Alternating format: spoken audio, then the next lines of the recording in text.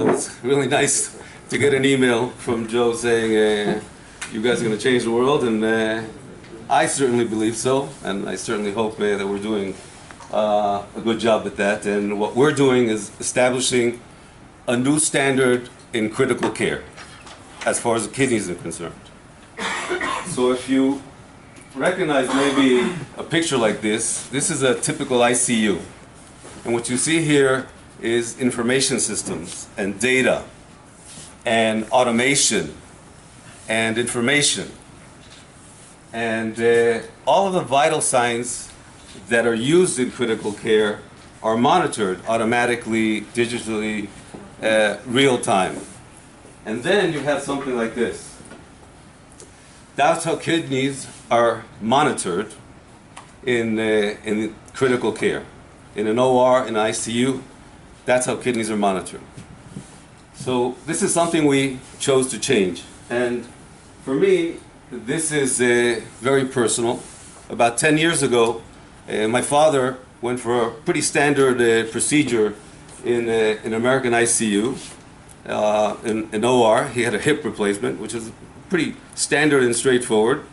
And they fixed his kidneys, and they sent him home healthy and with all his vital signs okay, except that his kidneys weren't really monitored except with that urine bag that you see there. And 24 hours after he arrived at home, he died from a pulmonary edema. And the pulmonary edema is a cause, or related to, in a very big way, to the inability to monitor the kidneys in real time. Again, all of the vital signs are monitored, but there's a missing link in the kidneys. So although this is very personal to me, it's not so unknown. Actually, more than 50% of patients that walk into an ICU around the world get a condition called acute kidney injury, AKI. And AKI is a sudden drop in kidney function.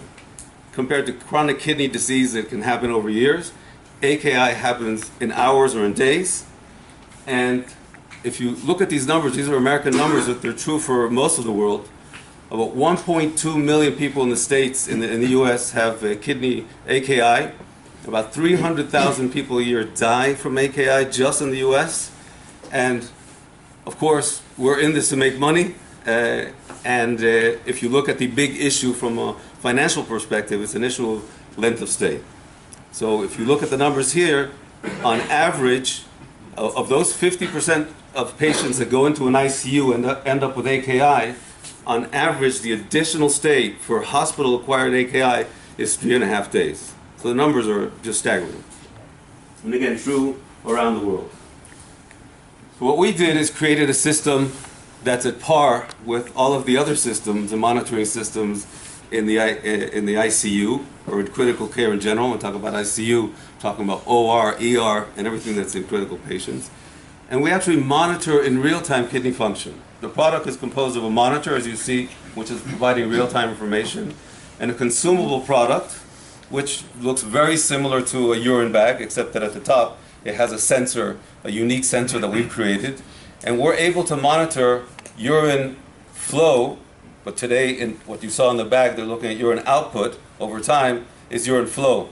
But we're providing a trend of information. As you see here, that trend is important.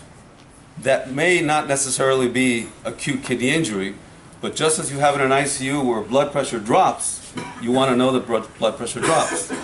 What happens to the kidneys, they know hours and hours later. We have this information in real time. Not only do we know in real time that there's a problem, but we also know within minutes that whatever therapy is being provided in critical care, we can see the change in a matter of minutes. So without delving too much into the product, the concept is making kidney function at par with all of the other vital signs. And we're providing this so that it's a routine process like any other sensor that's connected to the body. So given that, so we're able to screen all the patients. So a patient like my father was likely to be discovered earlier when they could have done something about it. Not by the time he got home already with his kidneys really messed up from something else. And early assessment of risk, leading to the ability to intervene. And when you intervene, you also have the ability to monitor treatment. One of the biggest issues around AKI today is actually caused by the intent to help the patient. And it's very related to my father's situation. It's just a great example that hits home. They provided a lot of fluid because they wanted to keep the blood pressure at the right place. And in the meantime, the kidneys weren't working. They weren't looking at the kidneys. It's a vicious cycle. The kidneys stop producing. There's a lot of pressure. The fluid in the body goes to the heart. You get congestive heart failure, and it's a mess. Eventually, pulmonary edema. But as I said, together with that, we need to make money. And how do we make money? It's all about length of stay. It's all about the cost of treatment. It's about assessing the right treatment to address the right problem so that you can do what you need to do and not only not treat, but not create damage, which is what we're seeing today with the inability to have the information. So where we are basically is we have been able to elevate the issue. I myself have been involved in one way or other in this space for quite a long time. I thought this would happen a lot earlier, but now it really is happening. So the clinicians are very much behind this. It really, probably 10 years ago, when I mentioned this in critical care around the world, they basically threw me out of the hospitals. And now what we're getting, John Kleiman is the #1 AKI guy in the world. He's at UPMC in Pittsburgh, and basically he's done already a couple hundred patients. We've done, by the way, published data we have from Hadassah, and we have from other hospitals, but now UPMC is a major center in the US with John Kleiman being #1. Basically what he's saying is no more urine bags. Okay? We need reliable information. So we're installed, we started commercializing the product. We're installed in several hospitals in the US, and the next, this coming quarter we'll be installed 3 or 4 more. And obviously in Israel, very important, Hadassah and Herzog Hospital, which have also been very instrumental in the development of the product. I'd say one of the most important things for us from a commercialization perspective is that mid last year we signed an agreement with Fresenius. Those of you that don't know, Fresenius is among the 4 biggest companies in the world. They're a German company. That they're basically in the dialysis space, so they're treating an existing condition, and now they're also interested in being in the prevention business. Besides the fact that there's dialysis equipment for critical care, and we're able with our product to give them an early indication to when to start and when to stop using it. So I was asked to say the last 2 slides that you asked, okay, what was my experience? And it was challenging.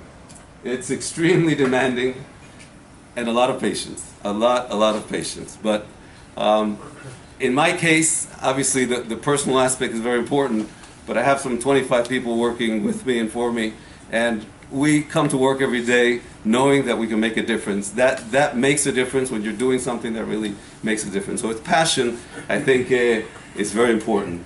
Passion, and together with that, the gratification. And at the end of the day, I think the most important things are people. People mean employees, they mean investors, they mean collaborators.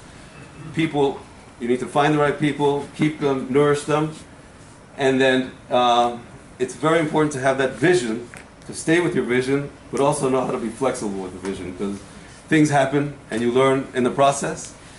And at the end of the day, I see, and I talk to a lot of people that, a lot of vision, and other people that are very at the micro. There's a very important balance on a daily basis between being in the macro and being in the micro. So having that balance, I think, is key for success. Again, thank you.